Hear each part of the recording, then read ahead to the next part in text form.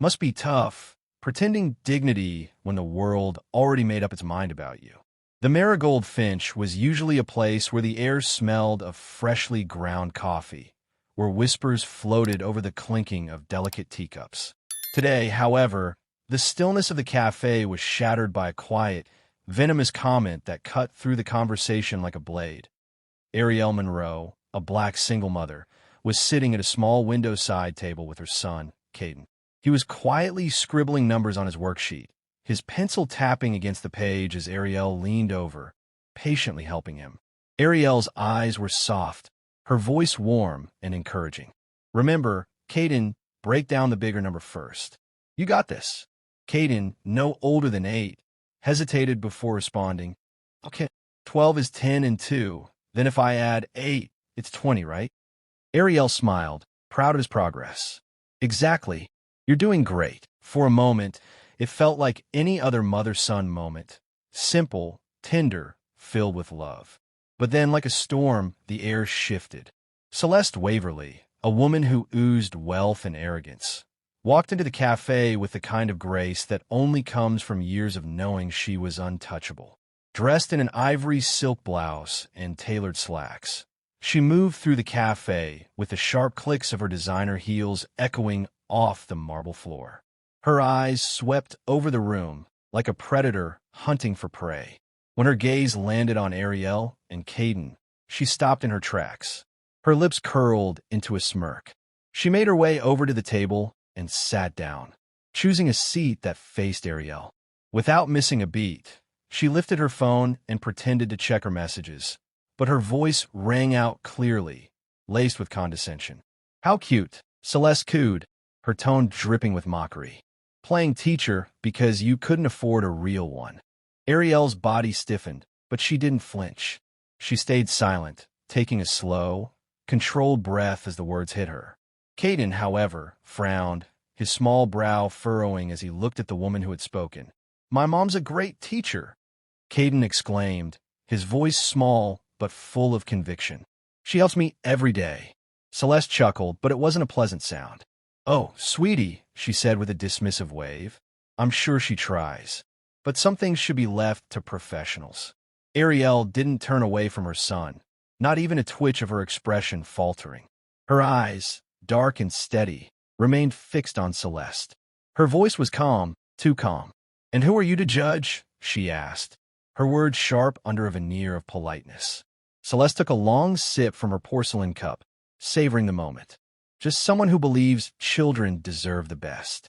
Not whatever this is." She flicked a finger toward Caden's workbook dismissively. Ariel didn't respond, instead placing her hand gently on Caden's, grounding him in the moment. The cafe had fallen silent. A few heads turned, but no one spoke. It was a quiet tension that thickened the air. Celeste, however, seemed to thrive on it, her smirk widening as she set her cup down with a soft clink. "It must be tough," Celeste continued, her voice louder now, designed to ensure everyone heard. "Raising a child alone, struggling to get by. Do you even have a job? Or do you just rely on handouts?" Ariel's fingers tightened around her own coffee cup, her knuckles turning white. Her heart raced, the calm she had been holding onto slipping. She had dealt with these kinds of people before, but something about this felt different. Something about the way Celeste had just so casually dismissed her son, her worth. It ignited a fire inside her. Caden, sensing his mother's tension, looked up at Celeste. "My mom works really hard," he said, his voice trembling slightly but still filled with a boldness that took Ariel by surprise. "She's smarter than you think." Celeste laughed, the sound sharp and biting. "Oh, sweetheart, I'm sure she works hard," she said, her voice laced with sarcasm. "Probably at some diner or cleaning houses, right? One of those independent women who claim they don't need help but secretly rely on the government."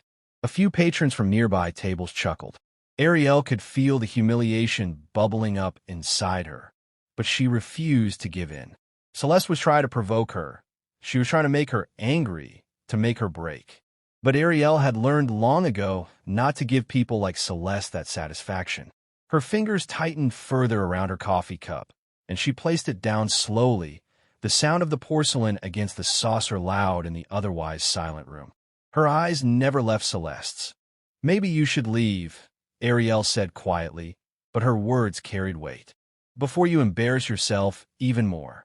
For a moment, Celeste blinked, a flicker of something almost like surprise crossing her face.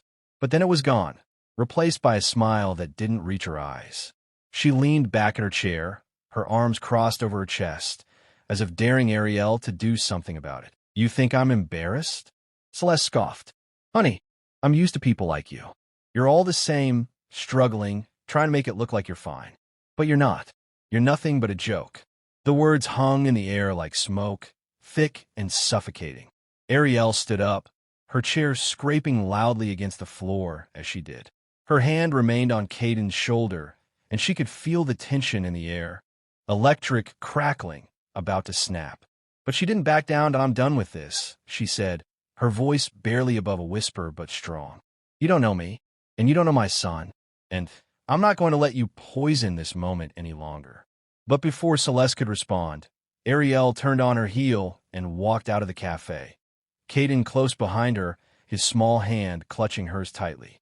The door slammed behind them, and the silence in the cafe was deafening. Even the espresso machine behind the counter seemed to hesitate as Ariel slowly rose from her seat, her palm never leaving Caden's small hand. Her son looked up at her, his brows furrowed with concern, but she offered him the softest of smiles, one filled with pride and quiet power. Celeste Waverly remained seated, clearly amused, swirling her half-empty cup of Earl Grey like a smug queen observing a jester. But then the cafe door opened, a gust of spring wind swept in as a tall man stepped inside. Dark navy suit, platinum cufflinks, sharp jawline dusted with stubble. His confident stride carried him past the hostess without pause. His eyes scanned the room, locking instantly on Celeste. "Celeste," he said, his voice even but edged. "What are you doing?" Celeste flinched. "Nathaniel, what are you doing here?" "I had a meeting down the block. Ellie texted me," he said, nodding to the cafe manager, who hovered nervously by the counter. "She said there was an incident." Ariel didn't move, observing the man with guarded curiosity. Caden stayed close, his fingers still clinging to his mother's. Celeste gave a dismissive wave. "It's nothing, just a little misunderstanding." Nathaniel Waverly turned to Ariel, then down to Caden. He studied the boy's trembling hands, the tension in his shoulders. "It doesn't look like nothing," he said coldly. "What did you say to them?" "Nathaniel," Celeste hissed, standing now, her face flushing. "Are you seriously taking their side?" "I'm asking you a question," he said, his voice low, sharp. "Did you humiliate a mother and her child? In public?" Again, the cafe was deathly quiet. All eyes were on the couple now, on Celeste, whose carefully constructed image had begun to crack, and on Ariel, who stood unflinching.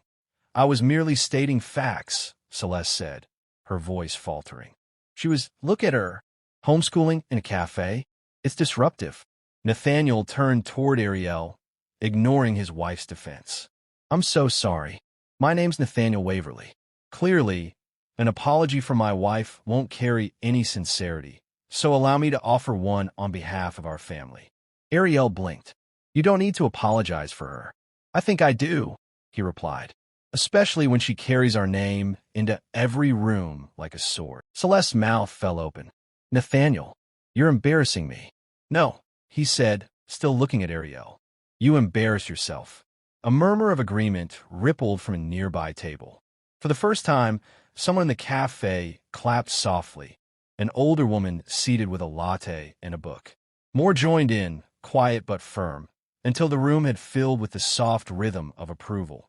Celeste looked around, stunned. "You're all siding with her?" Nathaniel took a step toward her. "You made a child feel small. What kind of woman does that?" Celeste's face crumpled with rage. "I won't be humiliated like this. You already were," Ariel said gently, cutting through the tension with words like velvet over steel. "By your own behavior." Celeste grabbed her purse and stormed out, heels echoing across the marble like thunderclaps. Nathaniel let out a long breath, then looked to Ariel and Caden once more. If there's anything I can do, you've done enough, Ariel said. Thank you for standing up. Not many would. He nodded and turned to leave, pausing only to say to Ellie, the manager, her tab's on me. And comp their order too. Ellie nodded eagerly. Ariel sat down, her legs slightly shaky. Caden crawled onto the bench beside her and leaned against her side. You okay, buddy? She asked, brushing his hair back. That he nodded. She was mean, but you were stronger. Ariel smiled, her eyes glistening. We don't stoop to their level. We rise above. Across the cafe, the atmosphere shifted. The weight of unspoken support filled the air. The same customers who had remained silent earlier now looked at her with something new in their eyes. Not pity, but respect. Ellie came over with 2 warm pastries and fresh mugs of hot cocoa. On the house, she said, smiling sheepishly. And I should have said something earlier. I'm sorry. Ariel took the mugs, nodding. Thank you. Caden took a bite of the flaky pastry and grinned. This place isn't so bad. Ariel laughed softly. It's not the place. It's the people. Outside, spring blossoms danced along the sidewalk. Inside, warmth returned to the marigold finch. Not from the sun or the tea, but from a mother's quiet resilience, a child's courage, and the echo of justice, long overdue.